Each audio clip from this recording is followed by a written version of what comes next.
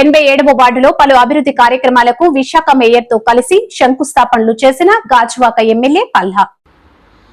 87వ వార్డులో అభివృద్ధి కార్యక్రమాలకు విశాఖ మేయర్తో కలిసి శంకుస్థాపనలు చేసిన గాజువాక ఎమ్మెల్యే పల్లా. గ్రేటర్ విశాఖ వ్యాప్తంగా ప్రధాన కాలువల నిర్మాణ పనులను వేగవంతం చేస్తున్నట్లు నగర మేయర్ పీలా శ్రీనివాస్, ఎమ్మెల్యే పల్లా శ్రీనివాసరావులు తెలిపారు. కోట్లాది రూపాయలలో అభివృద్ధి కార్యక్రమాలకు కేటాయిస్తున్నామని, ఇది చరిత్రలో నిలిచిపోతుంది అన్నారు. జీవీఎంసీ 87వ వార్డులో సుమారు 6 కోట్ల వ్యయంతో చేపట్టే అభివృద్ధి పనులకు కార్పొరేటర్ బొండ జగన్తో కలిసి శంకుస్థాపన చేశారు. అనంతరం ఈ సేవా గ్రౌండ్లో ఏర్పాటు చేసిన సమావేశంలో మేయర్, ఎమ్మెల్యే మాట్లాడుతూ మహావిశాఖ నగరంలో ఏ వార్డు చూసినా అభివృద్ధి దిశగా అడుగులు వేస్తున్నాయని చెప్పారు. మౌలిక సదుపాయాలు కల్పించడం ద్వారా ప్రజలు ఆశించిన ప్రగతిని అందించినట్లు అవుతుంది అన్నారు. క్రీడా మైదానాలపైన ప్రత్యేక ఫోకస్ పెట్టినట్లు తెలిపారు. శంకుస్థాపన చేసిన మరుక్షణమే పనులు జరగాలన్నది ప్రభుత్వ ఆదేశమన్నారు. కార్యక్రమంలో నియోజకవర్గ ఇన్ఛార్జ్ ప్రసాద్ల శ్రీనివాస్, కార్పొరేటర్లు రౌతు శ్రీనివాస్, మొల్లి ముత్యాల నాయుడు, వార్డ్ అధ్యక్షుడు విజయరామరాజు, రాజన్ రాజు, ప్రకాష్, బీజేపీ జనసేన నేతలు సోంబాబు, బాబీ తదితరులు పాల్గొన్నారు.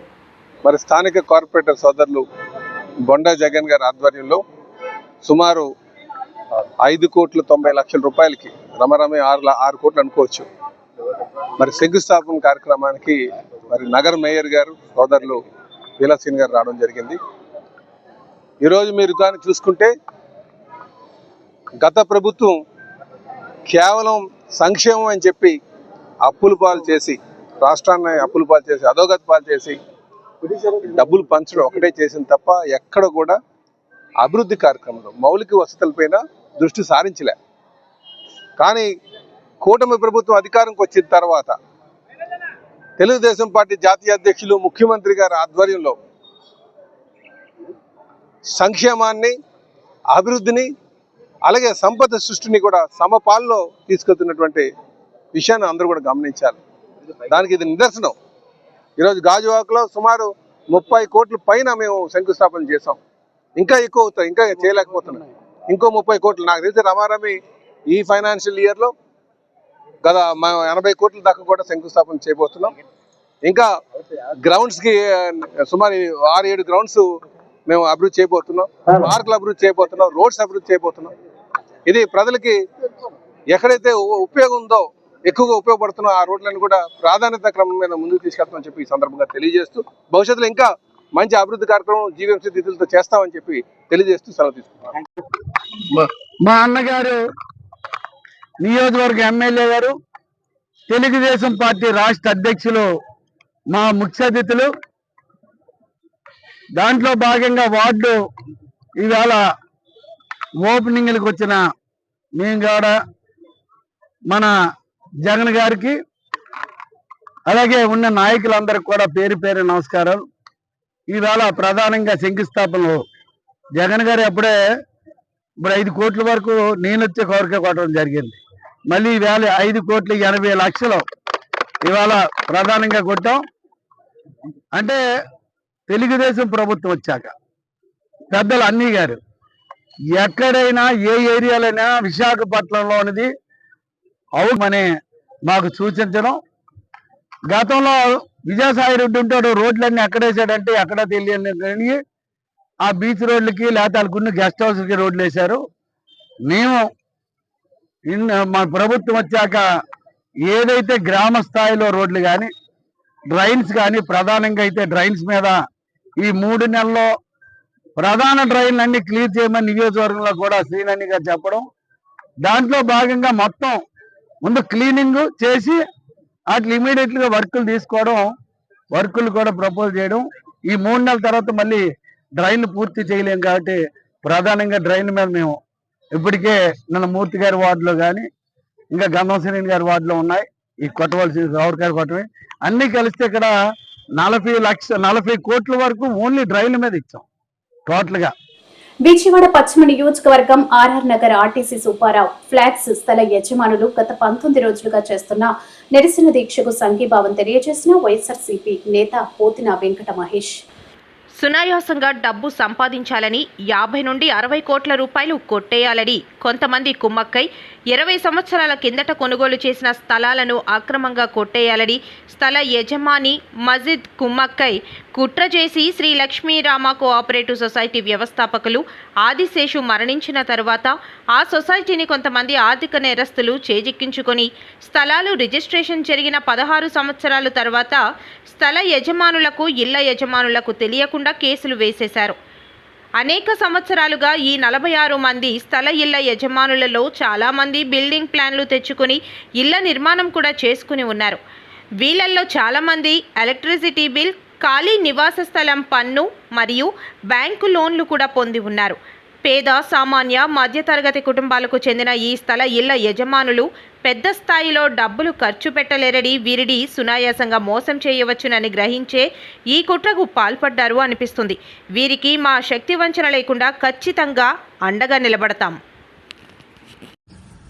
గత 19 రోజులుగా ఆర్ఆర్ నగర్లో ఆర్టీసీ సుబ్బారావు అనే దగ్గర ప్లాట్లు వేశారు.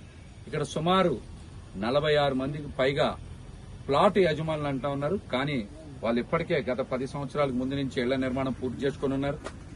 ప్లాన్లు తెచ్చుకున్నారు, కరెంటు బిల్లులు కట్టారు, మున్సిపల్ ట్యాక్సెస్ కట్టారు, వెకెంట్ ల్యాండ్ ట్యాక్స్ కట్టారు. అదేవిధంగా వీళ్ళ రిజిస్ట్రేషన్ చేయించుకున్న తర్వాత 10 సంవత్సరాల అనంతరం అంటే 20 సంవత్సరాలకు ముందే వీళ్ళకి ప్లాట్లన్నీ కూడా రిజిస్ట్రేషన్ అయినాయి. మరి ఇళ్ల నిర్మాణం చేసుకోవడానికి కూడా వీళ్ళు గత 9-10 సంవత్సరాల కిందటే బ్యాంక్ నుంచి కూడా లోన్స్ తెచ్చుకొని మరి ఇక్కడ శాశ్వత ప్రాతిపదికన వీళ్ళందరూ కూడా ఇళ్ల నిర్మాణం చేసుకున్నారు. కానీ కొంతమంది దురుద్దేశంతో మజీద్ అనేటువంటి వ్యక్తి దగ్గర నుంచి శ్రీ లక్ష్మీనారాయణ కోఆపరేటివ్ సొసైటీ అది అగ్రిమెంట్ చేసుకున్నారని, ఆ అగ్రిమెంట్ ద్వారా ఈ వ్యవసాయ భూమి కింద వాళ్ళకేదో ఇది మాకు వచ్చిందని ఈ ప్లాట్ ఓనర్స్ ని, ఈ స్థల యజమానుల్ని, ఇక్కడ ఇళ్ల నిర్మాణం చేసుకున్న వాళ్ళందరినీ కూడా మోసం చేయాలని మజీద్ తో కొంతమంది కుట్ర కోణంలో కుట్ర చేసి వీళ్ళందరినీ కూడా మోసం చేసేటువంటి ప్రయత్నం చేస్తూ ఉన్నారు. కేవలం ఇదంతా కూడా డబ్బు మీద ఆశతో చాలా సునాయాసంగా డబ్బు సంపాదించాలని ఒక కుట్ర కోణంతోనే ఇవన్నీ చేస్తూ ఉన్నారనే విషయం అందరికీ అర్థమవుతోంది. న్యాయస్థానాల్లో వీళ్ళు పేద సామాన్య వర్గాలకు చెందినటువంటి వాళ్ళు కాబట్టి 14 ఏళ్ల తర్వాత ఈ కేసు ఉందని తెలిసినప్పుడు ఏం చేయాలో సరిగ్గా తెలియక న్యాయస్థానాల్ని సకాలంలో ఆశ్రయించలేక ఇబ్బందులు పడుతున్న మాట వాస్తవం. కోర్టులకు కూడా ఆధారాలు ఎవరైతే మరి ఆ రోజున్న పరిస్థితులు బట్టి కొన్ని జడ్జిమెంట్లు ఇవ్వడం అనేది జరుగుతుంది. కానీ వాస్తవ పరిస్థితులు అందుకు భిన్నంగా ఉన్నాయి. మరి ఇక్కడ రిజిస్ట్రేషన్స్ అన్ని కూడా 2001లోనే పూర్తయినాయి. మరి వీళ్ళకి నోటీసులేమో 2017లో వచ్చాయి. దాదాపు 16 సంవత్సరాల తర్వాత నోటీసులు వచ్చినాయి. ఇవన్నీ కూడా కుట్ర కోణంతోనే చేశారనే విషయం మనందరూ కూడా చాలా స్పష్టంగా. పవన్ కళ్యాణ్ ప్రధాన పాత్రలో నటించిన చిత్రం హరిహర వీరమల్లు తొలుత క్రిష్ దర్శకత్వం వహించిన ఈ చిత్రాన్ని మిగతా సగభాగాన్ని ఎంఎం జ్యోతి కృష్ణ తెరకెక్కించారు. నిధి అగర్వాల్, ఏఏ రత్నం నిర్మాత. ఈ నెల 24న పాన్ ఇండియా స్థాయిలో ఈ చిత్రం విడుదల కానుంది. చిత్ర బృందం హైదరాబాద్ లో విలేకరుల సమావేశం ఏర్పాటు. ఈ మేరకు ఆయన మాట్లాడుతూ, సినిమా ప్రత్యేకించి ఆయన తపన చూసి నేను ముఖ్యంగా పొలిటికల్ ప్రాసెస్కి వెళ్ళిపోయిన తర్వాత, పాలిటిక్స్కి వెళ్ళిపోయిన తర్వాత, డైరెక్షన్ అని వీటికి దూరమై క్రియేటివ్ పార్టీకి దూరం అయిపోయిన తర్వాత, పాలిటిక్స్ నా ప్రైమరీ ఫోకస్ అయిపోయిన తర్వాత మళ్ళీ దృష్టి పెట్టి సినిమా కావాలి, మీరు చెయ్యాలని చెప్పి నా దగ్గరికి వచ్చి కోరుకున్నప్పుడు నేను ఎంత బెస్ట్ ఇవ్వగలను సినిమాకి అంత ఇచ్చాను. నేను అంటే నా బెస్ట్ ఇచ్చాను. అంటే నేను అంటే అన్నిటికంటే కూడా నేను ఇవ్వలేనిది టైం ఇవ్వలేను నేను. కానీ అలాంటి పరిస్థితుల్లో ఒక క్లైమాక్స్కి దాదాపు 57 రోజులు షూట్ చేయాల్సి వచ్చింది. మండు టెండ బాగా ఇట్స్ కైండ్ ఆఫ్ మిడ్ మే అంటే చాలా పిచ్చి ఎండ అన్నమాట. అలాంటి ఎండల్లో చాలా కాలం తర్వాత నాకు మార్షల్ ఆర్ట్స్ నేను ఎప్పుడో నేర్చుకున్న మార్షల్ ఆర్ట్స్, ఒక ఎస్క్రీమా కానీ, ఊషు కానీ, నేను నేర్చుకున్న సెల్ఫ్ డిఫెన్స్ టెక్నిక్స్ కానీ, యుఎస్లో నేను ఒక వర్క్షాప్ చేసిన జీత్ కండో ఇవి కానీ, ఇవన్నీ ఈ సినిమాకి నాకు పనికి వచ్చినాయి. నాకు ఇవన్నీ వీళ్ళతో డిఫరెంట్ కొరియోగ్రాఫర్స్తో కూర్చొని ప్రత్యేకించి క్లైమాక్స్ పార్ట్ ఇది అందరికీ ఇన్స్పైర్ చేసింది. మన స్థూలంగా చెప్పాలి అంటే, ఒక క్లుప్తంగా చెప్పాలి అంటే, ఈ సినిమాకి ఇదే ఆయువు పట్టింది. ఈ ఫస్ట్ పార్ట్కి ఎక్కడ కొల్లూరు నుంచి మన కృష్ణానది తీరం, కొల్లూరు విజయవాడ సమీపంలో ఉన్న కొల్లూరు ప్రాంతం నుంచి దొరికిన ఒక కోహినూరు వజ్రం నుంచి అది ఎటు మన గోల్కొండ రాజుల దాకా వచ్చింది, మన హైదరాబాద్ సుల్తాన్ల దాకా ఎలా వచ్చింది, దీని ట్రావెల్ ఇటు వెళ్ళింది. ఇవన్నీ జరిగినప్పుడు దీని నేపథ్యంలో జరిగే కథ ఇది. ముఖ్యంగా ఈ ఫౌండేషనల్ వర్క్ చేసిన వ్యక్తి క్రిష్ జాగర్లమూడి గారు చాలా హై కాన్సెప్ట్తో పట్టుకొచ్చారు దీన్ని. ఆయనను రత్నం గారు నా దగ్గరికి వచ్చినప్పుడు చాలా బాగా నచ్చి వెంటనే చేశాను. చేసిన తర్వాత ఒక్కొక్కటి కరోనా నిజంగా ఇంపాక్ట్ వచ్చింది. అంటే ఎలా ఉండదంటే, ఎంత హార్డ్గా ఉండదంటే ఇండస్ట్రీ, ఎవరిని తప్పుపట్టలేము. ఒకప్పుడు ఆయన వెంట చుట్టిన నిర్మాతలు, ఆయన వెంట తిరిగిన డిస్ట్రిబ్యూటర్స్, హీరోస్, అందరికి అలాంటి వాళ్ళకి ఒక నిర్మాతగా ఆయన తపన పడుతుంటే నాకు అంటే ఆయన కోసం ఖుషి తీస్తున్నప్పుడు కానీ ఆయనతోటి ఎంత సౌకర్యం ఇచ్చారంటే, అసలు మాకు 1 month ముందు ప్రీ ప్రొడక్షన్ అయిపోయి నాకు అంత సౌకర్యాన్ని ఇచ్చారు.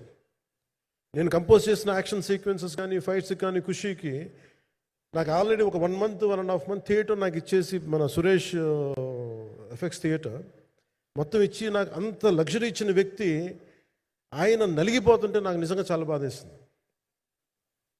ఒకసారి it is not about money, it's not about success, it's about standing by whom you trust, who stood for the people and who stood for the industry. నాకు ఎందుకు ఇది మీతో పంచుకోవాలనిపించింది.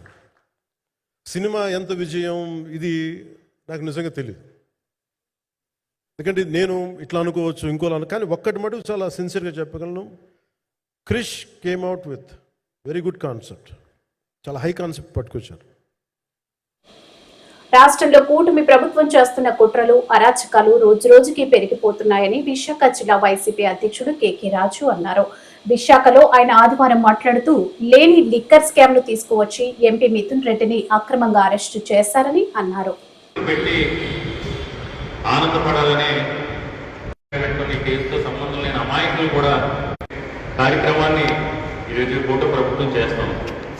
గడిచిన కూటమి ప్రభుత్వం అధికారంలోకి వచ్చిన తర్వాత గడిచిన 13 నెలల కాలంగా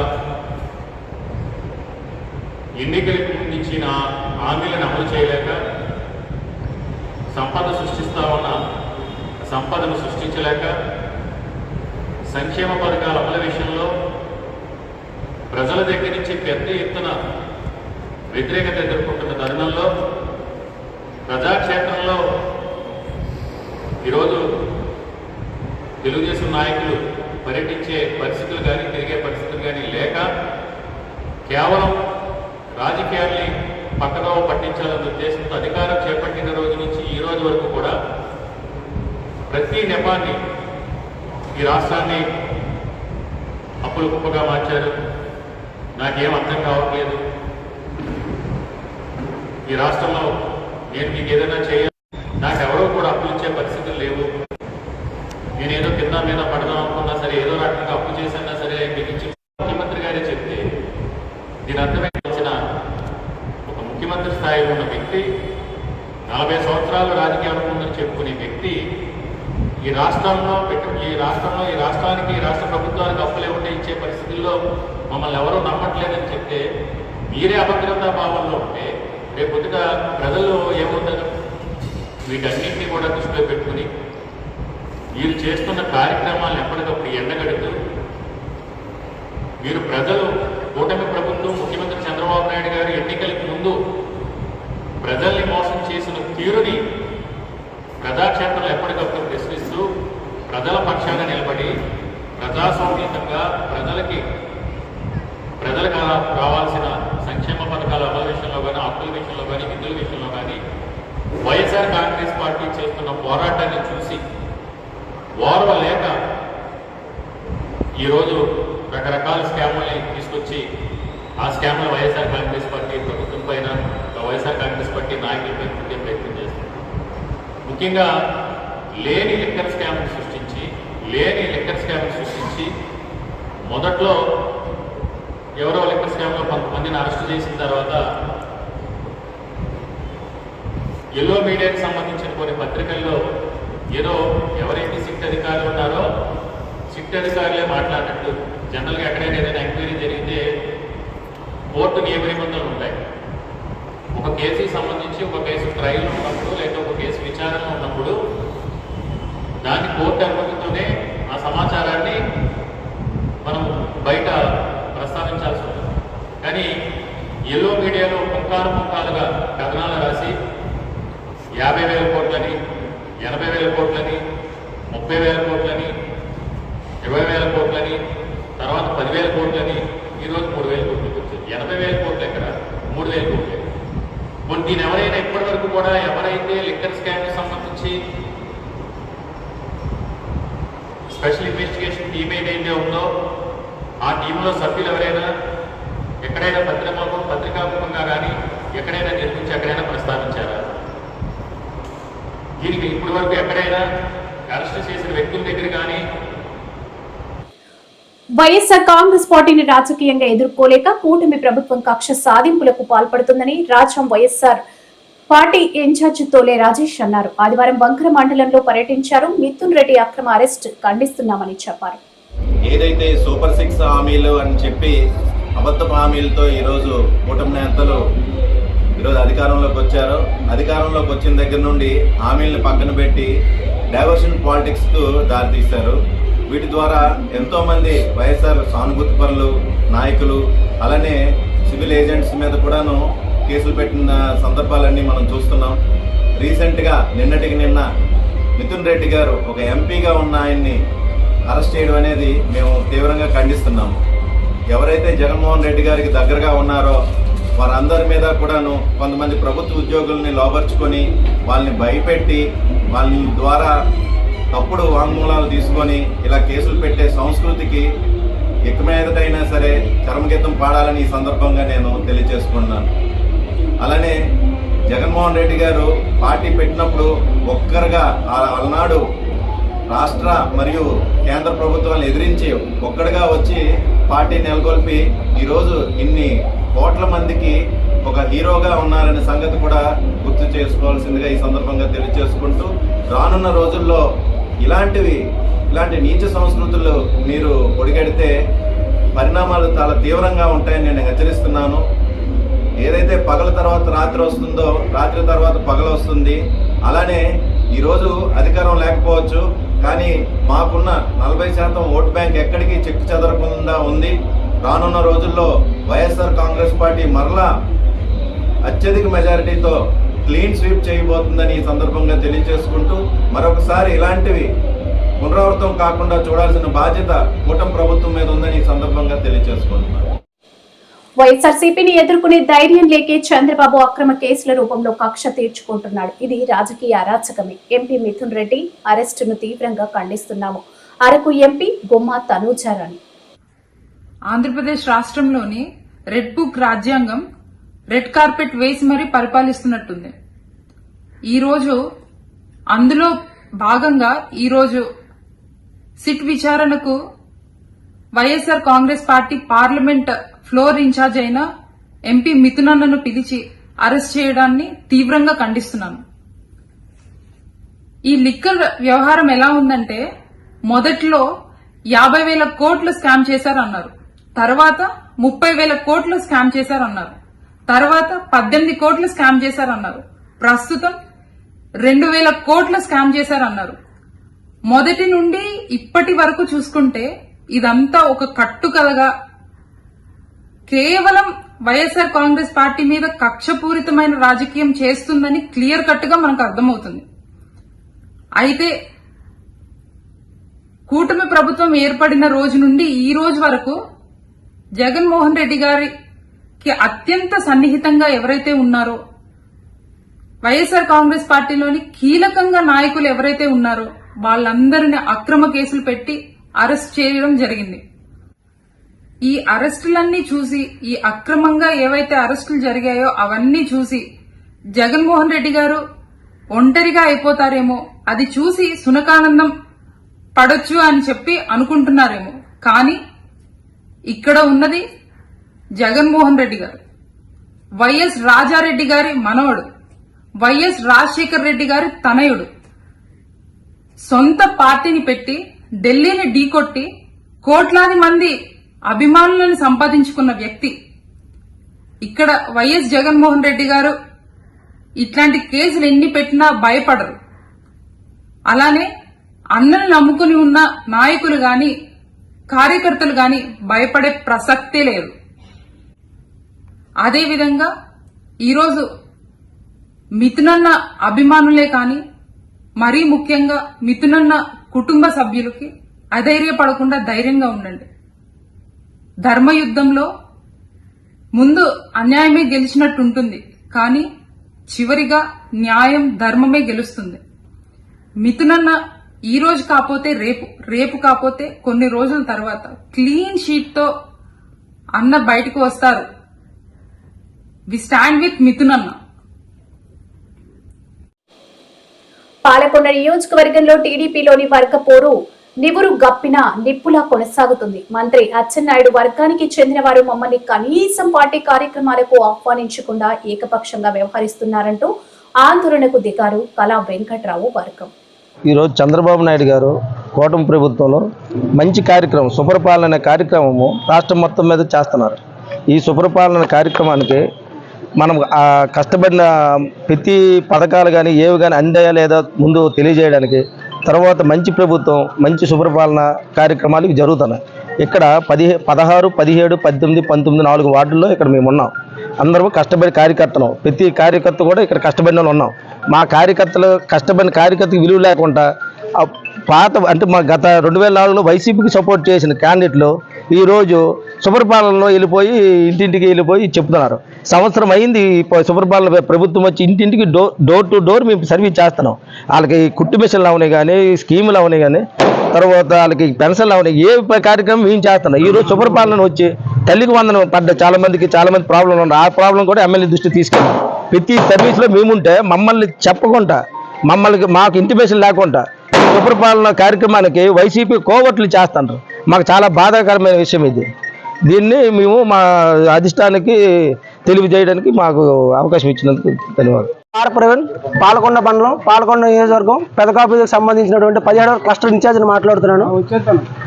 ఈరోజు పాలకొండలో మాకు తెలియకుండానే పాలకొండ మండలం, పాలకొండ పెదకాపు వీధిలో సుపరిపాలన కార్యక్రమం జరుగుతుంది. ఎవరికి చెప్పారు? ఈ పాలకొండలో ఎవరు ఇన్ఛార్జ్, ఎవరు టీడీపీ ఇన్ఛార్జ్ ఎవరు ఇంతకు మాట్లాడుతున్నాను. భూదేవి ఇన్ఛార్జ్ గత 1.5 సంవత్సరాలుగా పనిచేస్తుంది.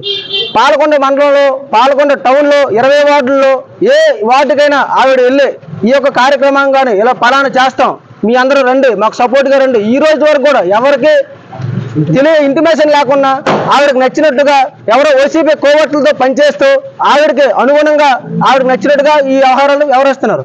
గతంలో 2024 ఎలక్షన్లో ఈరోజు బూత్ దగ్గర మేము మా నాన్నగారు గార దుర్గారావు అయినటువంటి ఎక్స్ నీటి సంఘం అధ్యక్షులైనటువంటి గార దుర్గారావు గారు అనుచరుల మేరకు మేమందరం చిన్నపిల్లలమైనటువంటి మీ కార్యకర్తలు అందరం కలిసి ఈ యొక్క కార్యక్రమంలో బూత్ దగ్గర కష్టపడి ఓట్లు వేయించాం.